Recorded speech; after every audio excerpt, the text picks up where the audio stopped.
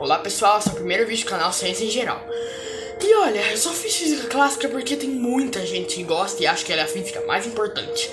Ela não é tão ruim e nem tão menos importante que a física quântica. Mas pra falar a verdade, gosto muito dela não, ela é meio difícil.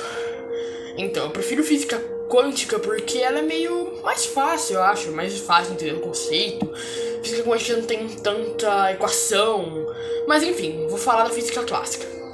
Elas começaram lá na lei de Newton, que todo corpo tem inércia. Inércia, por exemplo, aqui minha mão. Se eu comecei a andar com ela, ela tende a ficar parada. Se eu puxar ela, ela vai descer um pouquinho. Vocês não percebem isso porque é uma mão muito pequena, uma velocidade muito pequena, mas olha, se eu acelerar muito, ela dá uma descidinha um pouco pra baixo. Então, isso é inércia.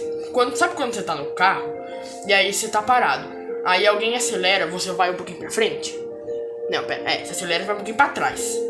Aí quando a pessoa breca, você vai um pouquinho pra frente? Então, é porque você vai um pouquinho pra frente quando breca o carro, quando freia, porque você tá andando pra frente. Aí a pessoa para, você tem o quê? Tende a ter um impulso pra frente. É para isso que serve o cinto de segurança. Uma pancada muito grande com o carro, você vai muito pra frente. Morre, simplesmente morre. Você voa pro carro e morreu. Aí o cinto te segura. Você não vai tão pra frente. Você vai pra frente, mas não vai tanto. Tá, essa é a primeira lei. Segunda lei é a lei do movimento. Putz, esqueci. Enfim, a segunda lei é a lei do movimento. Todo corpo se move com uma força e aceleração. Lembrei. É isso aí. A força que você fez no corpo é igual a massa vezes a aceleração do corpo. Entendeu? Se, por exemplo, eu tenho um corpo com massa de 30 quilos e ela está se movendo numa aceleração de 3 metros por segundo. Lembrando, a aceleração eu estou numa velocidade de 1 km por hora. Eu passo para 2 km por hora. A aceleração é igual a 1, porque eu variei de 1 para 2 km. Eu somei 1 a mais. No caso, a aceleração é igual a 1. Então, se tem um corpo que está andando, um corpo com massa de 30 quilos, andando numa velocidade de 10 metros por segundo, ele vai para 3 metros, a aceleração é igual a 3. Vamos constar um corpo com massa de 30 quilos com aceleração de 3 metros por segundo. Seria 30 vezes 3, que daria 90.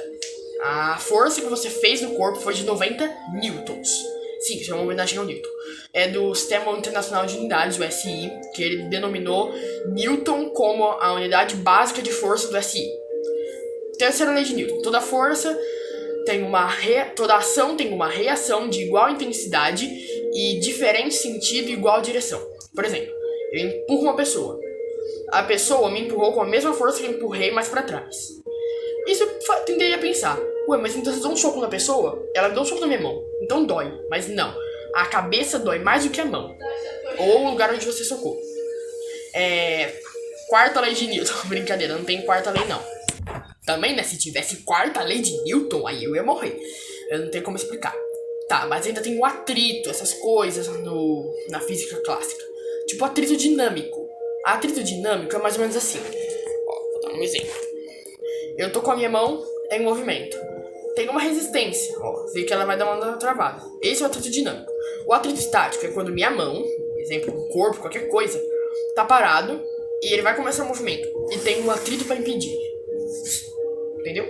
Atrito a coisa mais estranha de todas. Atrito estático é maior do que o atrito dinâmico. Então é por isso que quando o ventilador do seu teto, chão, ventilador de pé, sei lá, ele começa da velocidade mais rápida, ou pelo menos deixa você escolher a velocidade, pra ir depois pra velocidade menor. Porque se ele começasse a velocidade menor, ele não ia conseguir vencer o atrito estático. Ele ia ficar lá tentando girar, ia dar curto-circuito e pum! E explodiu o ventilador. Em vez de ele te resfriar um pouquinho, você ia morrer queimado porque explodiu o ventilador. Deixa eu pensar em outra coisa. Atrito dinâmico. Girando. E aí ele vai resistindo. E ele é menor do que o atrito estático. Então é mais fácil pro ventilador continuar. Também temos a energia potencial gravitacional. Tá, parece um nome um pouco meio estranho, mas meu Deus do céu, é muito estranho, mas não. É legal, é muito fácil.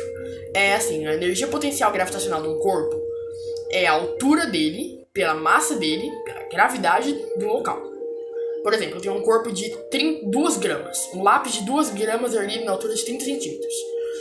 Constando que a gravidade é 10 metros por segundo ao quadrado, ou melhor, 5 metros por segundo, se o lápis, eu segurando o lápis, seria 2 vezes 30 vezes 5, que seria 2 vezes 5 vezes 30, 150, vezes 2, 300 joules. Joule é a unidade básica do SI para medir energia. Energia em todo sentido, quase todo sentido, pelo menos. Isso é energia potencial gravitacional.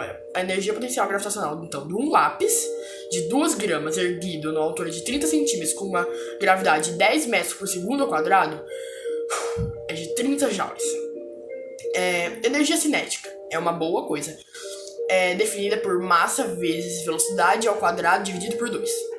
Vamos pensar assim. Um corpo de 3 gramas, uma velocidade de 3 também, que seria ao quadrado 9, dividido por 2. 3 vezes 9, dividido por 2. 3 vezes 9 é 27. 27 dividido por 2... 27 dividido por 2 é igual a 13,5. Então, a energia cinética de um corpo de 3 gramas na velocidade ao quadrado de 9 metros por segundo, ou melhor, 3 metros por segundo normalmente seria, dividido por 2 é igual a 13,5. A energia cinética do corpo é igual a 13,5.